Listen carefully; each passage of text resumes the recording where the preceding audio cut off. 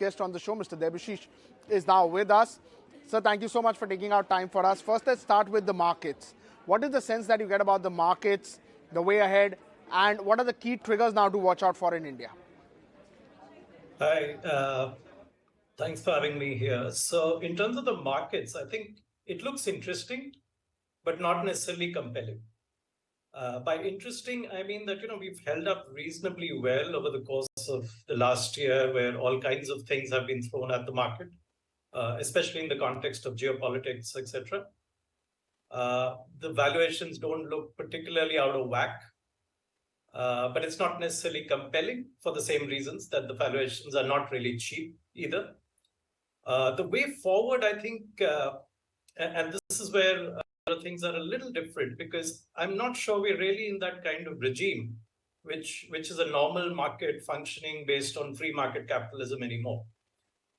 It's a bit more about governments directing policy and the extent of geopolitics playing a much bigger role. And geopolitics is not necessarily just in terms of what happens on the military front, but also in terms of currencies, in terms of rates, in terms of creation of money and all of these things. And therefore, we're going into the scenario where things start, as an investor, you need to look a little more strategically where things are going and plan around that. And not necessarily just, assuming that it's all normal in earnings and all of those things.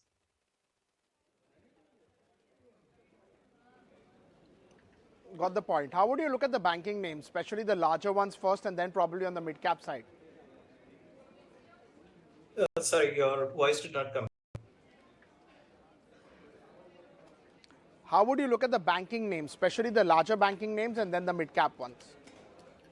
Just to give a little background, I run a PMS, and we actually don't invest in the private banks, especially at all. So we don't necessarily spend a whole lot of time thinking about these.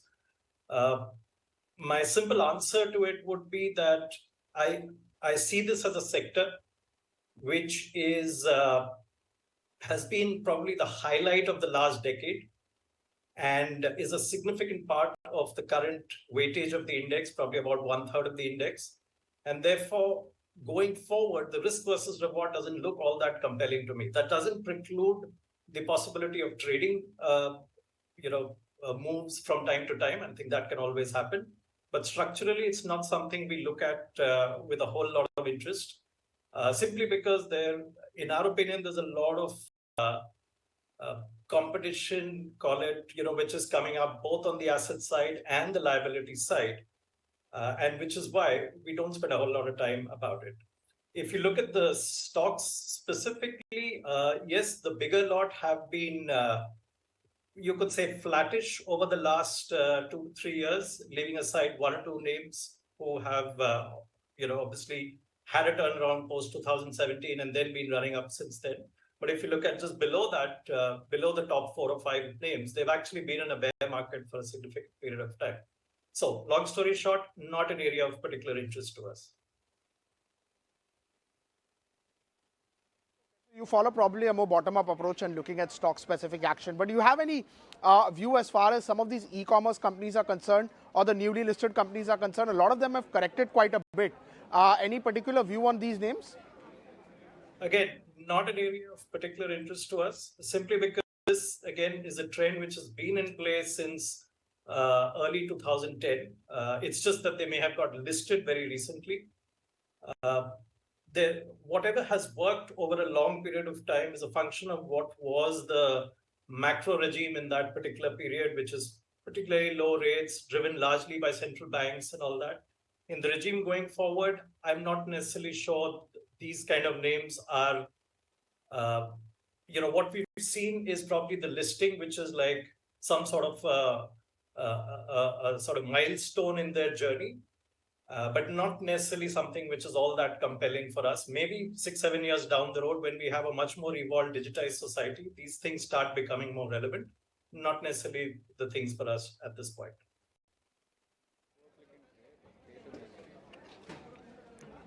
How would you look at the IT space, the traditional IT space? A lot of correction over there as well. Do you invest in some of these names? Again, no, we don't. So the IT services again is an area we don't, and there's a reason for that. Again, it's done very well since 2017 till I think the end of 2021. We've seen the correction, which is possibly a bit of a reflection of a slowdown in the US, which is almost being forced over there, and that's the biggest market for them. So it's understandable. The slowdown itself is understandable.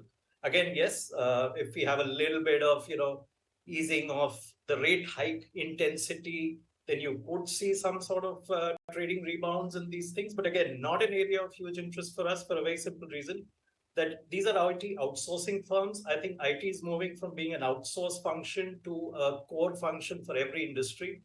What that translates into is that a lot of core activity may well be done in-house by folks, and it's really more the peripheral activities which are given out, over time. There's also let's say the chain or the pecking order, if you will, in terms of where the critical raw material for this industry grows, which is the people, the talent. And in that pecking order, the IT services company don't necessarily rank as high as where it used to be. So when I put all these things together, not necessarily being the core thing anymore, but I mean, as an IT being core and therefore IT outsourcing, not necessarily getting the core. They may have enough business, but not necessarily the high-end business.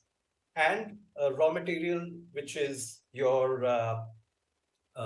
the talent, not necessarily finding this as their most compelling location, means you have to pay up to get it. Can mean a challenging time for these companies for a while. But again, like I said, big part of the index today, so not of huge interest to us.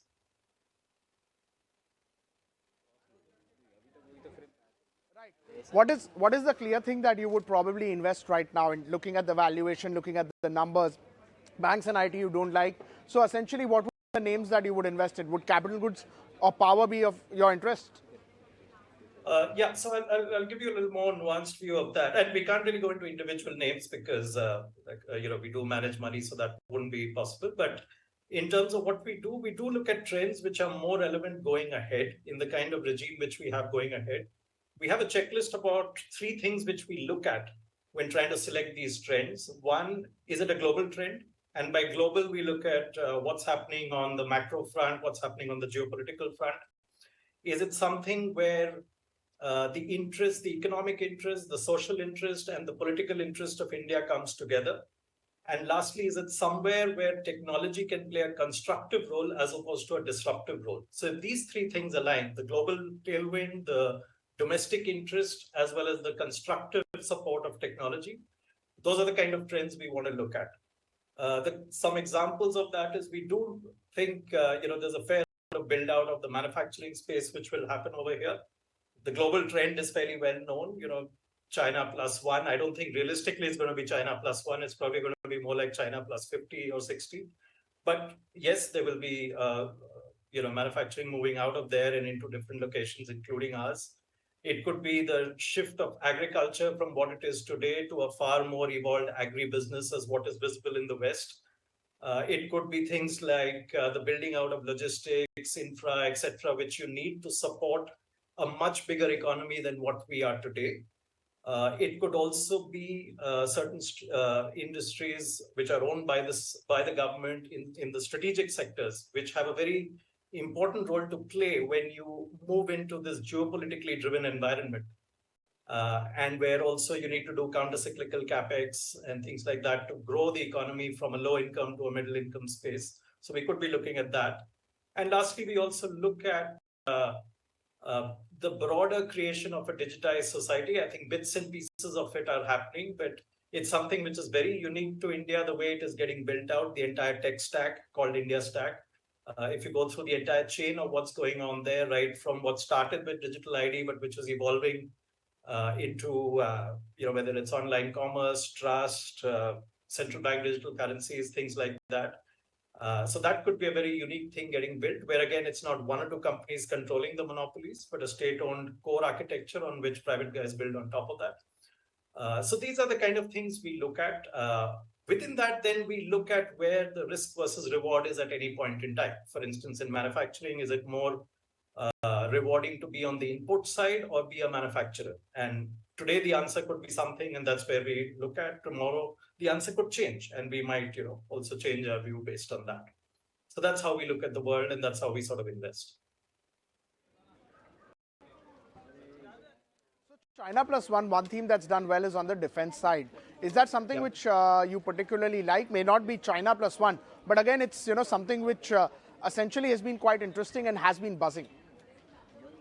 I agree. I think that would definitely fall under the broader range of things which we look at. And if, as I was mentioning, the second thing we look at, what's really the economic, social, and political interest for India, and that really is to reduce our import dependency. If in the process we also end up creating a lot of mass jobs and things like that, yes, it helps. Defense definitely becomes one of those critical areas to look at. I think the war situation has further exposed that vulnerability given our import dependencies, etc. Having said that, there's a lot to do in terms of moving ahead, whether it is getting self-sufficient or even moving up the curve in terms of the technological expertise required. It's a gigantic sector in more advanced countries, so there's no particular reason the same will not happen here.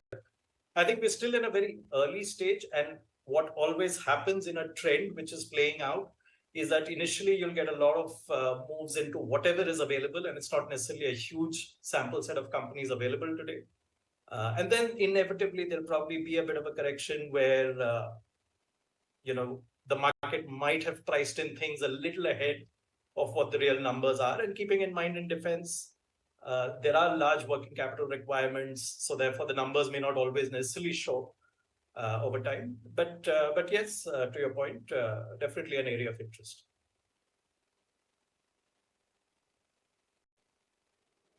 All right, sir. Thank you so much, sir, for taking out time for us. Good to get perspective from you, and hope to see you again quite soon.